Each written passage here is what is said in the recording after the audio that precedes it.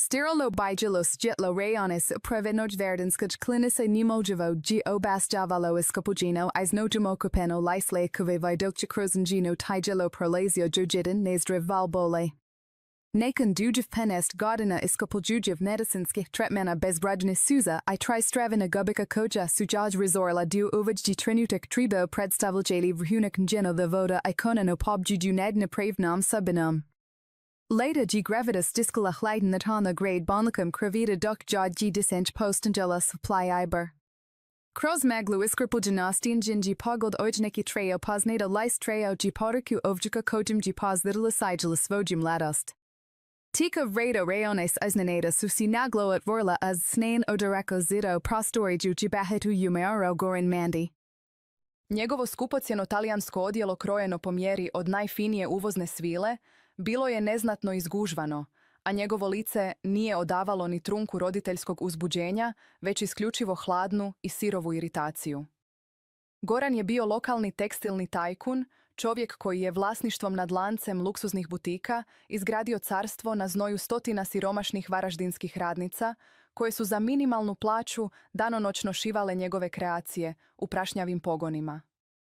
Zastao je na sredini sobe, nervozno povlačeći rukav svoje svilene košulje, kako bi bacio pogled na svoj ekskluzivni Patek Filip, sat, dajući svima do znanja da je njegovo vrijeme neprocjenjivo i da ga ova situacija izuzetno opterećuje. Umjesto riječi utjehe i ohrabrenja svojoj supruzi, koja je rađala njegovom je arogantnom glasu, nedostajalo imalo ljudskosti kada joj je prebacio što je odabrala baš ovaj trenutak za porod, dok je on usred zatvaranja ključnog ugovora s talijanskim modnim investitorima. Glavni opstetričar dr. Leon Ignac mirno je stajao pored kreveta prateći vitalne funkcije majke i djeteta. Dr. Leon bio je čovjek u kasnim 60. godinama izrazito dostojanstvenog držanja s dubokim i prodornim očima koje su vidjele previše ljudske patnje da bi ga impresionirao nečiji lažni društveni status. Mirnim, ali nevjerojatno autoritativnim tonom upozorio je Gorana da njegova supruga prolazi kroz 18. sat teškog poroda, te da joj je u ovom ključnom trenutku prijeko potreban mir i bezuvjetna podrška. Goran je prezirno frknuo nosom, popuštajući svoju svilenu kravatu, kao da ga sam zrak u bolničkoj sobi guši, te mu osorno odbrusio neka on samo radi svoj posao i ne pametuje čovjeku koji zapravo plaća cijelu ovu privatnu kliniku. Lada je osjetila kako joj tople suze, nemoći klize niz obraze, miješajući se s kapljicama znoja. Njena je mašta godinama slikala ovaj dan potpuno drugačije. Nadala se da će Goranov ledeni oklop napokon puknuti kada ugleda njihovo dijete, da će je primiti za ruku i pokazati barem mrvicu one ljubavi s kojom su započeli svoj brak prije nego što ga je opsjednutost novcem i moći potpuno izobličila. Iznenada dr. Leon je podigao glas ispunjen profesionalnim ohrabrenjem, potičući Ladu na posljednji nadljudski napor, jer je beba konačno dolazila na svijet. Lada je zatvorila oči i crpeći posljednje atome, svoje narušene snage, donijela na svijet malo uplakano biće. Dr. Leon je s nevjerojatnom nježnošću i suzama u vlastitim očima podigao zdravu i prekrasnu djevojčicu, čiji je snažan plać ispunio sterilnu prostoriju, donoseći Ladi osjećaj apsolutnog i neopisivog olakšanja. No taj sveti trenutak majčinskog trijumfa brutalno je prekinut. Goranov glas zarezao je bolničku tišinu poput najoštrijeg ledenog skalpela kada je s gađenjem konstatirao da je rođena djevojčica.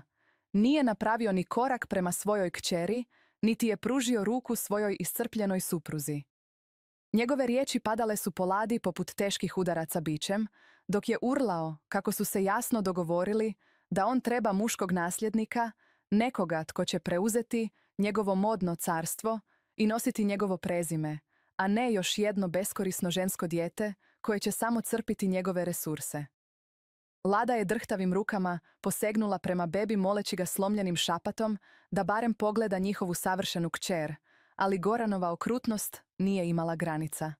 Hladno joj je odgovorio da je ovo samo još jedan u nizu njenih neoprostivih neuspjeha, podsjećajući je na godine njene navodne neplodnosti i izgubljene trudnoće, okrivljujući je da čak ni nakon svega toga nije sposobna roditi ono što je on izričito tražio.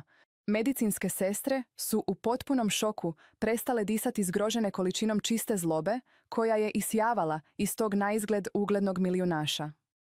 Dr. Leon je instinktivno privukao malu djevojčicu bliže svojim grudima, štiteći je od očeve toksične energije, dok su mu oči plamtjele skrivenim, ali opasnim gnjevom. Stao je između Lade i Gorana, čvrsto mu naređujući da s mjesta prestane psihički zlostavljati ženu koja je upravo prošla kroz pakao kako bi mu podarila zdrav potomak. Goranovo lice izobličilo se od čistog bijesa, jer nije navikao da mu itko, a ponajmanje jedan običan bolnički liječnik, naređuje što da radi. U naletu nekontrolirane agresije i zaslijepljen vlastitim bolesnim egom, Goran je izgovorio da su i Lada i njeno dijete potpuni promašaji, a zatim je učinio nešto što će zauvijek promijeniti tijek njihovih života. Njegova velika ruka zamahnula je zrakom i teški zvučni šamar odjeknuo je rađaonicom. Lada je od siline udarca klonula glavom u stranu, dok je crveni otisak Goranovog dlana gorio na njenom blijedom i iscrpljenom licu, a monitor za praćenje srca počeo panično i ubrzano pištati.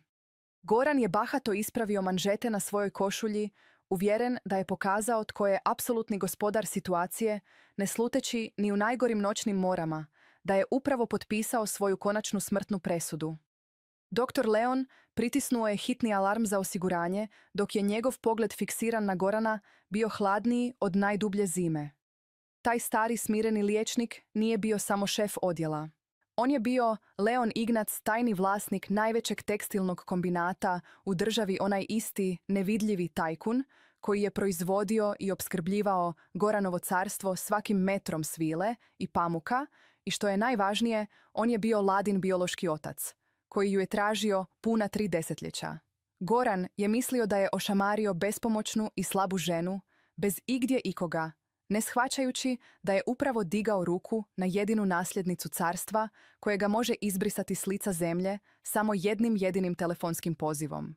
Teška tišina u rađaonici razbijena je zvukom tvrdih vojničkih čizama bolničkog osiguranja, koje je uletjelo kroz dvostruka vrata sekundu, nakon što je dr. Leon pritisnuo crveni gumb za hitne slučajeve. 2 krupna zaštitara odmah su procijenila situaciju, vidjevši crveni otisak na Ladinom blijedom licu i agresivni stav njenog supruga, koji je još uvijek stajao nad njom poput predatora. Dr. Leon je nevjerojatno mirnim, ali ledenim glasom naredio osiguranju da s mjesta izbace tog nasilnika iz sterilnog prostora i zabrane mu svaki daljnji pristup klinici. Goran se počeo bahato opirati mašući svojim skupocjenim satom i urlajući kako on financira ovu ustanovu, te kako će ih sve do jednog otpustiti i uništiti njihove bijedne karijere, jer ne znaju s kim imaju posla. Zaštitari ga nisu ni poslušali, već su ga snažno uhvatili ispod ruku, ignorirajući njegove prijetnje i gužvajući njegovo besprijekorno talijansko odjelo, dok su ga grubo vukli prema izlazu.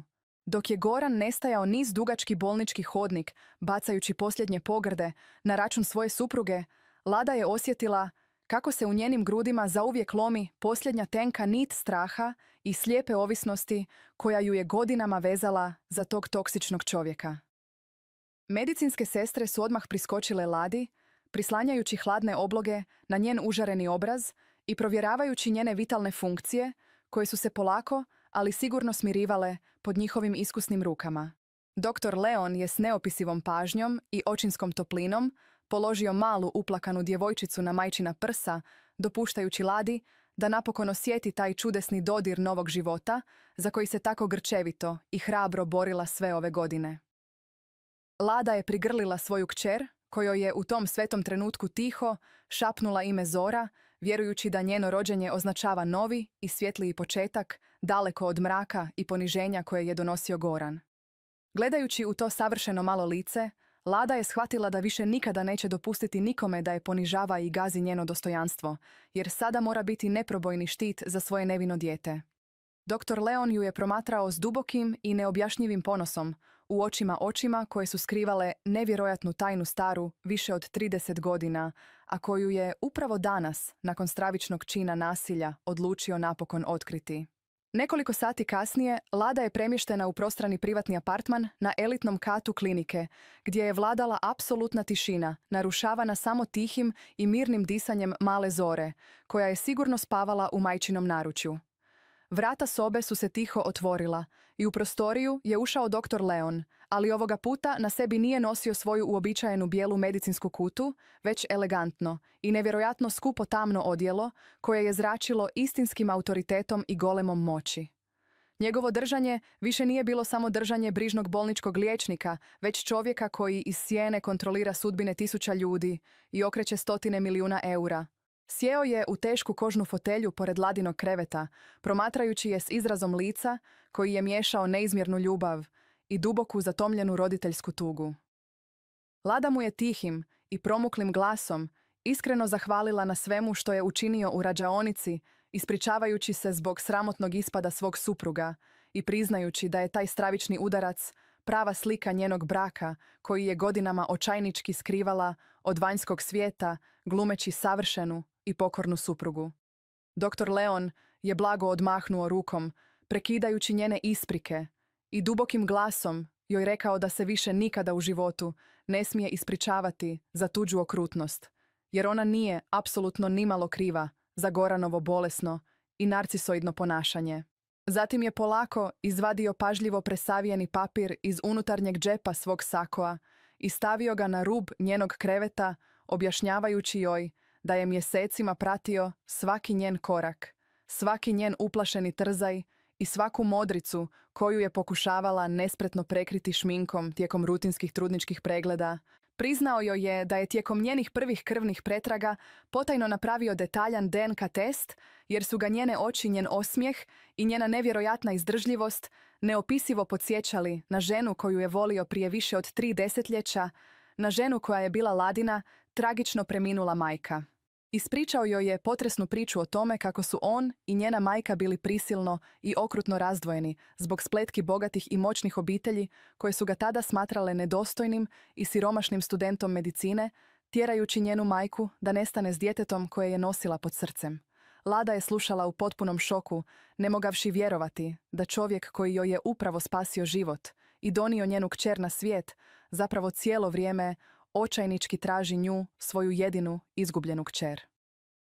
Suze su nezaustavljivo tekle niz Ladino lice, dok joj je dr. Leon brisao obraze svojim toplim rukama, obećavajući joj da više nikada neće biti sama i nezaštićena prepuštena na milost i nemilost zlostavljaču. Zatim je iz svog džepa izvukao tešku vizit kartu sa zlatnim slovima i položio je na njen dlan, otkrivajući joj pravu i zastrašujuću razinu svoje skrivene moći.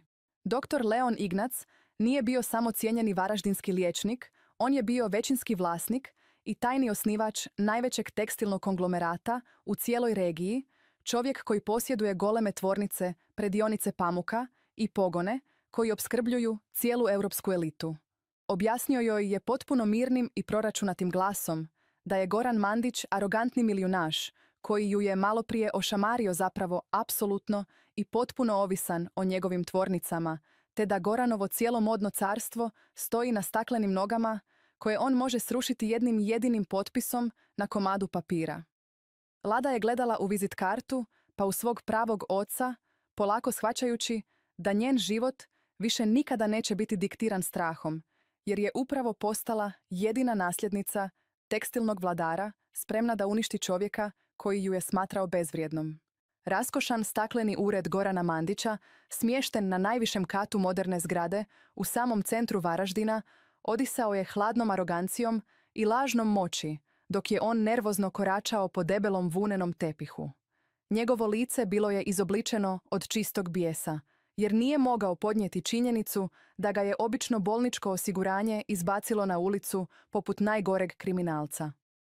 Sjedio je nasuprot svom beskrupuloznom odvjetniku, ispijajući najskuplji uvozni viski i kujući mračni plan kako da pravnim putem oduzme tek rođenu kćer, Zoru, svojoj iscrpljenoj supruzi Ladi.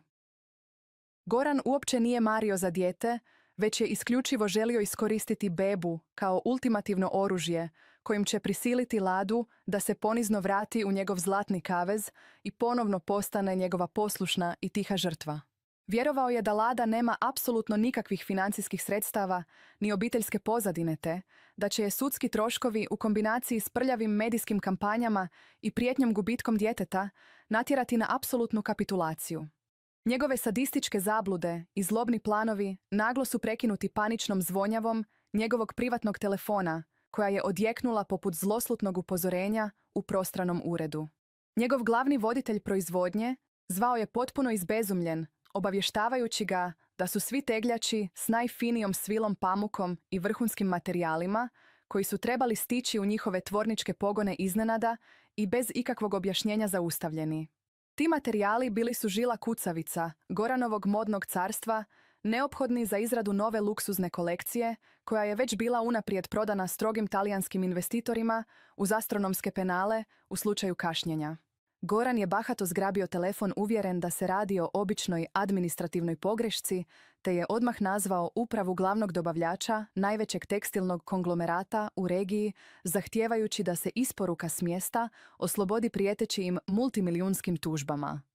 No umjesto uobičajenih isprika i podaničkog tona, s druge strane dočekao ga je hladan i služben glas, koji mu je saopćio da je generalni direktor osobno i trajno raskinuo sve ugovore s njegovom tvrtkom zbog teškog kršenja etičkih kodeksa poslovanja. Goranov arogantni osmijeh istog je trena nestao s lica, dok je hladan znoj počeo probijati kroz njegovu skupocjenu košulju ispod Patek Filipe sata.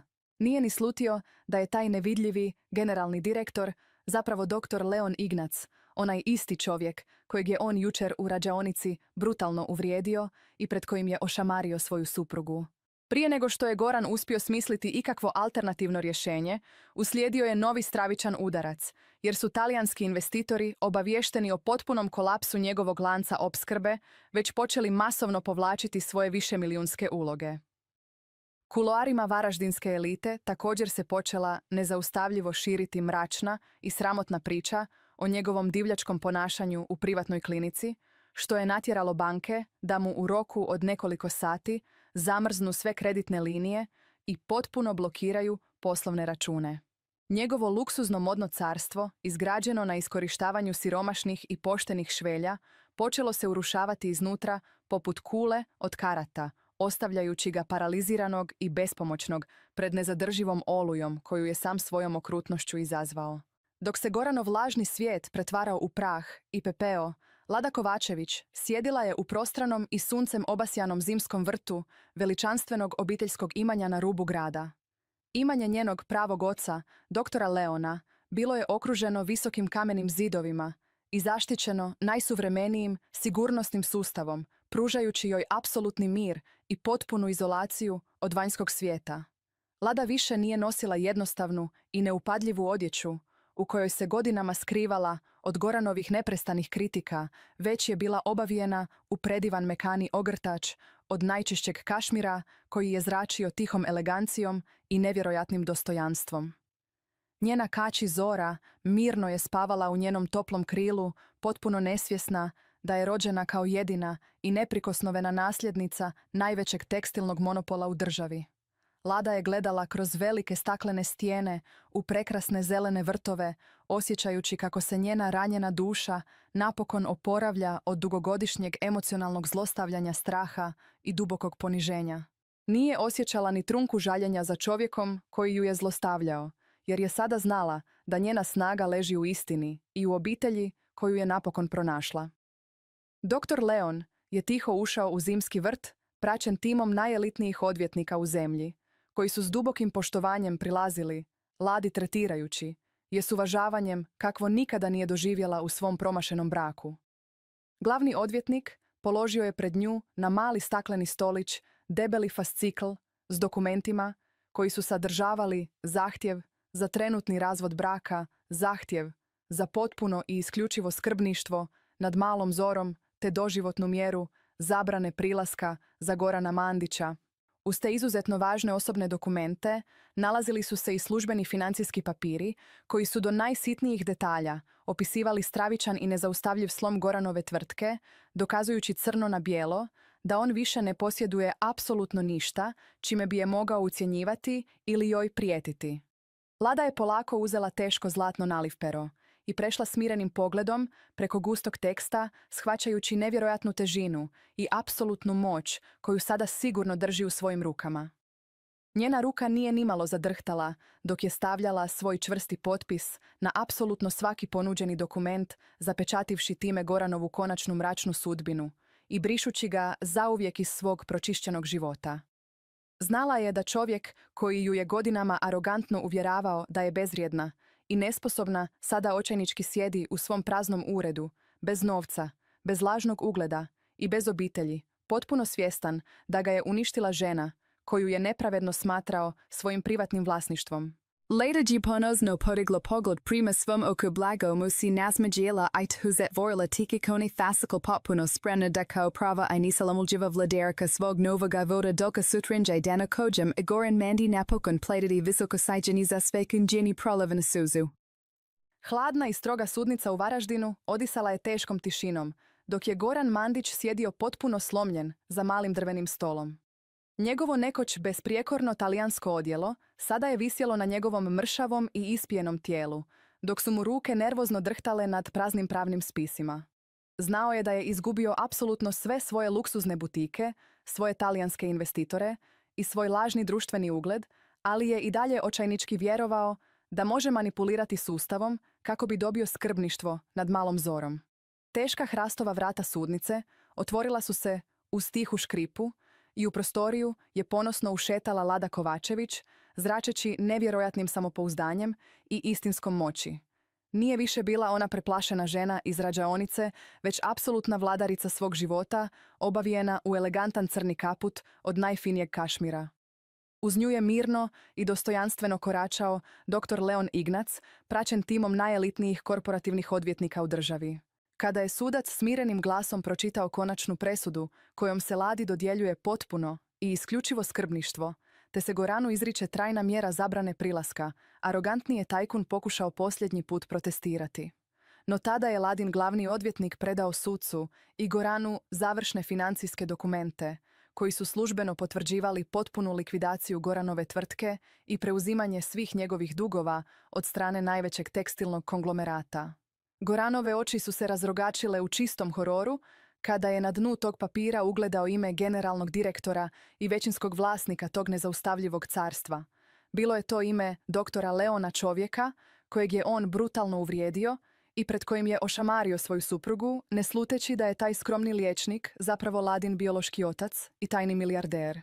Goran je u potpunom šoku pao na koljena u praznoj sudnici, shvaćajući da je vlastitom arogancijom i bolesnom željom za moći doslovno uništio jedini pravi izvor svog bogatstva i zauvijek izgubio obitelj. Lada ga je pogledala posljednji put s apsolutnom i ledenom ravnodušnošću, bez jedne trunke sažaljenja u svojim bistrim očima. Okrenula mu je leđa i elegantnim korakom izašla na toplo varaždinsko sunce, gdje ju je čekala njena kći Zora i njen otac. Lada više nikada nije dopustila da jedna žena pati u tišini, jer je istoga dana preuzela vodstvo nad novoosnovanom obiteljskom zakladom posvećenom zaštiti zlostavljanih žena i osiguravanju poštenih radnih uvjeta za sve one siromašne i marljive tvorničke radnice koje je Goran godinama nemilosrdno iskorištavao. Njeno ime postalo je simbol nade i neizmjerne snage u cijeloj regiji, dok je Goran Mandić ostao samo zaboravljena i prezrena sjena koja luta hladnim ulicama grada, svjestan da je neprocjenjivo blago zauvijek izgubio onog stravičnog dana kada je u bolnici podigao ruku na pravu nasljednicu carstva.